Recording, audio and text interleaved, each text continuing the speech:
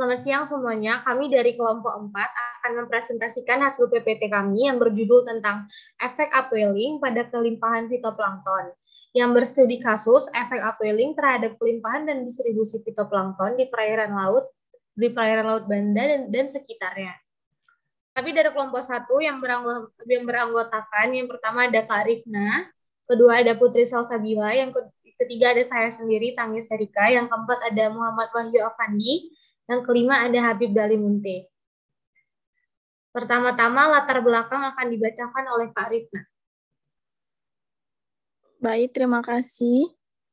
Latar belakang. Produktivitas perairan merupakan jumlah bahan organik yang dihasilkan oleh organisme autotrof, yaitu organisme yang mampu menghasilkan bahan organik dari bahan organik dengan bantuan energi matahari yang terutama dilakukan oleh fitoplankton melalui proses fotosintesis.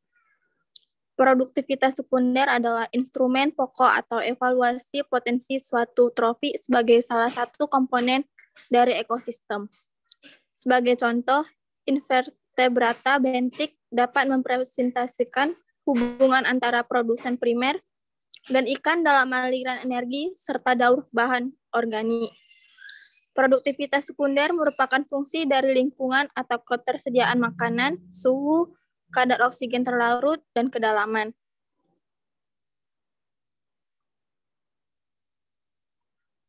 Keberadaan fitoplankton sangat mempengaruhi kehidupan di perairan karena memegang peranan penting sebagai makanan bagi berbagai organisme laut. Berubahnya fungsi perairan sering diakibatkan oleh adanya perubahan struktur dan nilai kuantitatif fitoplankton. Produktivitas perairan pantai ditentukan oleh beberapa faktor seperti arus pasang surut, morfogeografi setempat, dan proses fisik dari lepas pantai. Sementara adanya pulau-pulau akan menyumbangkan produksi hayati yang lebih tinggi karena terjadinya pengayaan yang disebabkan oleh turbulensi atau pengedukan air. Penaikan massa air di selat antar dua pulau atau lebih, dan aliran sungai ke perairan pantai. Penyebab terjadinya pengelompokan secara garis besar dibedakan atas pengaruh fisik dan pengaruh biologi. Baik, terima kasih Kak Rifna. Selanjutnya akan dilanjutkan oleh Putri Salsabila. Baik, yang selanjutnya itu upwelling. Upwelling adalah penaikan massa air laut dari lapisan ke lapisan permukaan. Gerakan naikan ini membawa serta air yang suhunya lebih dingin, salinitas tinggi, dan jajar tanah yang kaya akan nutrien ke permukaan. Pada umumnya, pergerakan arus selalu membentuk sudut yang menuju ke arah laut sebagai efek gaya Coriolis dan divergensi Ekman. Efek tersebut menyebabkan terjadinya aliran air laut permukaan yang menjauhi garis pantai, sehingga terdapat kekosongan massa air laut permukaan yang akan terisi oleh massa air bagian dalam. Kandungan nutrien yang tinggi umumnya ditemukan di lapisan dalam tingkat pencahayaan yang rendah. Untuk itu diperlukan suatu proses tertentu untuk menjamin ketersediaan nutrien di lapisan permukaan. Salah satunya adalah proses upwelling, yang merupakan istilah untuk menyatakan proses naiknya massa air dari bawah ke permukaan laut, di mana dari kajian-kajian yang telah dilakukan menunjukkan bahwa daerah upwelling merupakan daerah lepas pantai paling produktif. Wilayah upwelling umumnya ditandai oleh kandungan nutrien yang tinggi dan temperatur permukaan yang lebih rendah dari sekitarnya. Ada 5 tipe upwelling, yaitu coastal upwelling adalah tipe yang paling banyak memiliki hubungan dengan aktivitas manusia dan memberikan banyak pengaruh terhadap produktivitas perikanan di dunia, seperti ikan pelagis kecil. Selanjutnya ada equatorial upwelling, yaitu fenomena upwelling yang sama terjadi di ekuator. Apapun lokasi ini merupakan hasil dari divergensi massa air yang nutrien terangkat dari lapisan bawah, dan hasilnya ditandai oleh fakta bahwa pada daerah ekuator di Pasifik memiliki konsentrasi fitoplankton yang tinggi. Baik, terima kasih kepada Putri Salsabila. Selanjutnya akan dibacakan oleh Muhammad Wahyu Afandi. Terima kasih, moderator. Selanjutnya kita akan membahas fitoplankton. Fitoplankton ini merupakan tumbuhan tingkat rendah yang bersifat planktonik, hidup melayang dalam kolom perairan. Walaupun renik tubuhnya, namun mereka mampu melakukan aktivitas fotosintetik, seperti halnya tumbuhan tingkat tinggi. Kecepatan pertumbuhan ini sangat tinggi. Mereka sangat potensial dalam penyerapan CO2 di udara. Di samping itu, fitoplankton juga mampu melepaskan O2 atau oksigen yang sangat berguna bagi proses pernapasan atau respirasi bagi organisme lain yang ada di perairan. Di dalam ekosistem perairan ini, fitoplankton juga sangat berperan penting sebagai produsen primer yang menduduki tingkat tropik yang paling dasar dalam rantai makanan. Next. Ada pun zat hara anorganik utama yang diperlukan oleh fitoplankton untuk tumbuh dan berkembang biak, yaitu nitrogen. Nitrogen ini sebagai nitrat NO3 dan fosfor sebagai fosfat PO42. Dan ada juga zat hara lain, baik anorganik maupun aorganik, mungkin diperlukan dalam jumlah yang kecil, bahkan sangat kecil. Namun pengaruhnya ini terhadap produktivitas tidak sebesar nitrogen dan fosfor. Tetapi kedua unsur ini sangat penting, artinya karena kadar dalam air laut sangat kecil.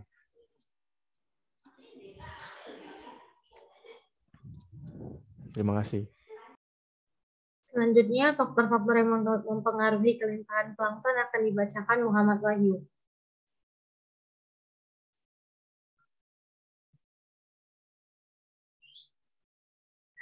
Wahyu.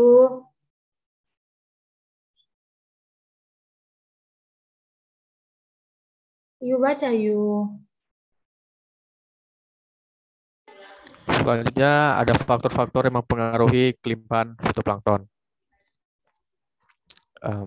Next.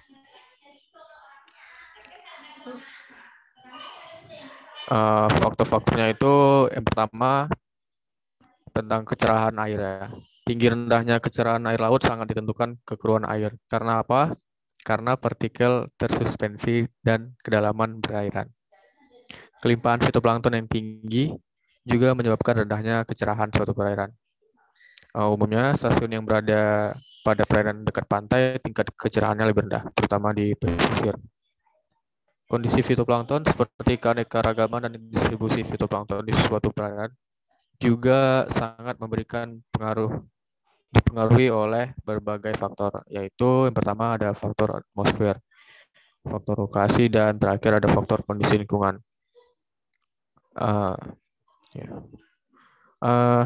Ada di perairan Laut Banda dan sekitarnya, di mana tercatat kelimpahan fitoplankton pada musim timur 3 kali lebih besar daripada musim barat, yang didominasi oleh spesies Skeletonema costatum dan Streptotheca sp.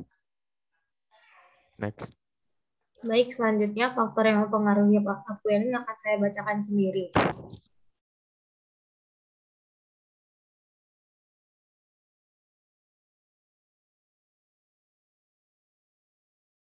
Beberapa parameter yang digunakan dalam penentuan upwelling Ramadhani 2016. Yang pertama ada suhu permukaan laut. Suhu perairan merupakan suatu faktor lingkungan yang paling mudah dipelajari dari faktor lainnya. Sebab suhu merupakan suatu petunjuk yang berguna dari perubahan kondisi lingkungan. Yang kedua ada klorofil A. Klorofil A digunakan sebagai ukuran konsentrasi klorofil pada umumnya. Klorofil A-nya ditemukan pada marine red alga, tetapi klorofil B dan C banyak ditemui di perairan tawar. Yang ketiga ada salinitas. Salinitas adalah tingkat keasinan atau kadar garam terlarut dalam air. Salinitas juga dapat mengacu pada kandungan garam dalam tanah. Yang keempat ada arus Ekman. Pada lapisan Ekman, transport massa air dipengaruhi oleh gaya Coriolis. Pergerakan massa air di belahan utara dibelokkan ke kanan, dan di belahan bumi selatan pergerakan massa air dibelokkan ke kiri dari arah angin. Pergerakan akibat gaya Coriolis disebut transport Ekman.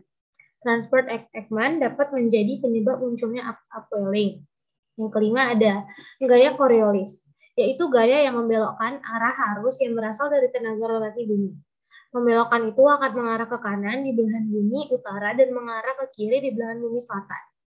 Gaya ini mengakibatkan adanya aliran yang searah jarum jam atau ke kanan pada belahan bumi utara dan berlawanan arah dengan arah jarum jam di belahan bumi selatan. Gaya Coriolis juga yang menyebabkan timbulnya perubahan-perubahan arah arus yang kompleks susunannya yang terjadi sesuai dengan makin dalamnya kedalaman suatu perairan.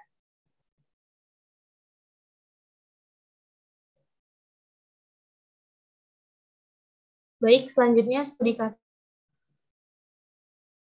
akan dibacakan oleh Putri Salsabila. Studi kasus yang kami angkat adalah efek upwelling terhadap pelimpahan dan distribusi fitoplankton di perairan Laut Banda dan sekitarnya. Musim timur merupakan musim saat terjadinya proses upwelling di perairan Laut Banda. Informasi adanya efek upwelling terhadap pelimpahan dan distribusi fitoplankton di perairan Laut Banda. Untuk itu dilakukan suatu penelitian pada bulan Agustus yang mewakili musim timur dan bulan Oktober yang mewakili musim peralihan sebagai pembanding. Data kelimpahan dan distribusi fitoplankton mengambil contoh fitoplankton dari kedalaman 100 meter ke permukaan menggunakan jaring plankton dengan bukaan mulut berdiameter 31. Metode penelitian ini dilakukan dalam 2 kali pelayaran, yaitu pelayaran pada bulan Agustus yang diasumsikan terjadi proses taikan air dengan menggunakan Barunajaya dikerjakan dengan mengambil 40 saking pengamatan. Pada bulan Oktober yang diasumsikan tidak terjadi proses taikan air dengan menggunakan Barunajaya yang dikerjakan di 26 stasiun pengamatan. Proses taikan air atau upwelling yang terjadi di suatu perairan akan mempengaruhi kondisi kehidupan fitoplankton, hidrologi, dan pengayaan nutrisi di perairan tersebut. Kondisi fitoplankton baik keanekaragaman dan distribusi fitoplanktonnya dipengaruhi pula oleh berbagai faktor seperti faktor atmosfer, lokasi, kondisi lingkungan perairan tersebut. Proses taikan air atau upwelling perairan Laut Banda terjadi karena pengaruh musim tenggara, angin tenggara pada musim timur mendorong banyak air laut Banda dan sekitar ke barat lewat Laut Flores dan masuk ke Laut Jawa. Akibatnya di Laut Banda dan sekitarnya terjadi defisit air di permukaan yang harus diganti dari bawah, dan penaikan air tersebut itulah yang disebut upwelling atau taikan air. Sementara peranan pemompaan Ekman dalam memperkaya lapisan permukaan dengan zat hara di Laut Banda masih perlu penelitian lebih lanjut. Yang sudah diteliti barulah peranan angin muson yang menimbulkan defisit air di Laut Banda dan sekitarnya. Adanya proses taikan air atau upwelling akan mempengaruhi kondisi kehidupan fitoplankton, hidrologi, dan pengayaan nutrisi di perairan tersebut. Kondisi fitoplankton seperti keanekaragaman dan distribusi di suatu perairan sangat memberikan pengaruh oleh berbagai faktor, antara lain itu faktor atmosfer, lokasi, kondisi lingkungan. Di pengetahuan baru akan kondisi plankton, khususnya fitoplankton di perairan Laut Banda dan sekitarnya, di mana tercatat kelimpahan fitoplankton pada musim timur kali lebih besar daripada musim barat yang didominasi oleh Skeletonema costatum dan Streptococcea sp. Baik, selanjutnya ada hasil dan pembahasan. Hasil akan dibacakan oleh Pak Rifna.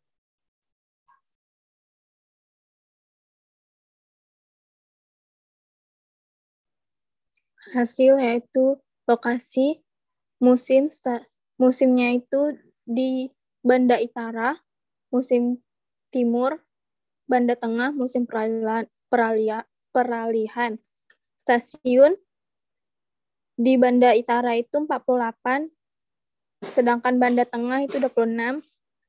Kelimpahan di Banda Itara yaitu 78.000 sampai 1652.000 sel, sedangkan Banda Tengah 8,800 sampai 12,336 sel.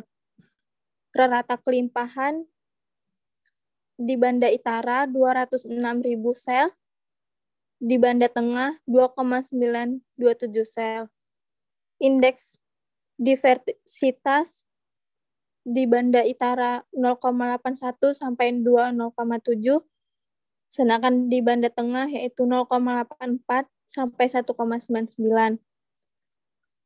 Indeks kemerataan Banda Itara 0,25 sampai 0,80, di Banda Tengah 0,72 sampai 0,94. Dan yang terakhir yaitu dominansi di banda utara yaitu Cytoceros sp, sedangkan di banda tengah Trichodesmium sp. Terima kasih. Selanjutnya saya akan membaca pembahasan kondisi fitoplankton pada musim timur dan musim peralihan untuk pelimpahan, indeks keanekaragaman, indeks pemerataan, dan dominasi dari fitoplankton. Nilai indeks keanekaragaman itu H pada musim timur 2,07 relatif tinggi dibandingkan pada musim peralihan 1,99.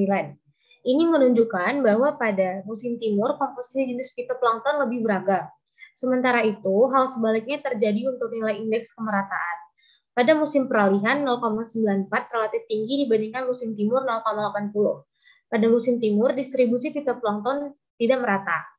Perbedaan distribusi jenis fitoplankton akan berasosiasi dengan adanya perbedaan massa air akibat proses upwelling di perairan. Komunitas fitoplankton sangat sensitif terhadap variasi fisik dan kimia suatu perairan. Selanjutnya, intensitas upwelling dan luasan upwelling dipengaruhi oleh beberapa faktor.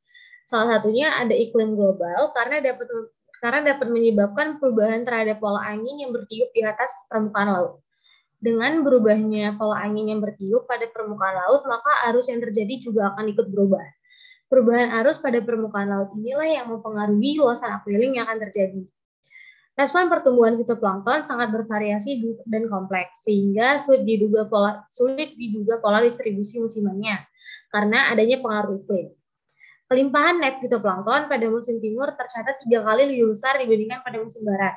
Sementara itu, faktor pembatas pertumbuhan pikofitoplankton adalah cahaya pada musim timur dan nitrogen pada musim barat di perairan sebelah timur Laut Banda. Adanya pola sebaran komposisi fitoplankton dan kandungan nitrat yang terkelompok relatif erat sehingga adanya kecenderungan terjadinya upwelling pada saat musim timur mempengaruhi pertumbuhan. Selanjutnya kesimpulan akan dibacakan oleh Wahyu.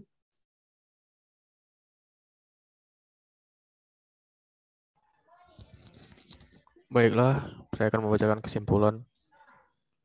Kesimpulannya itu adalah yang pertama, upwelling.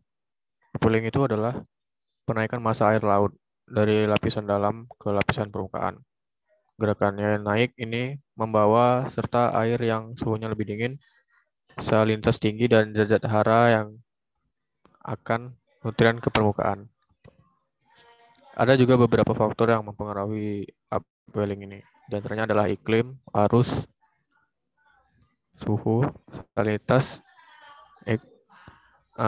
klorofil A, dan gaya karolis.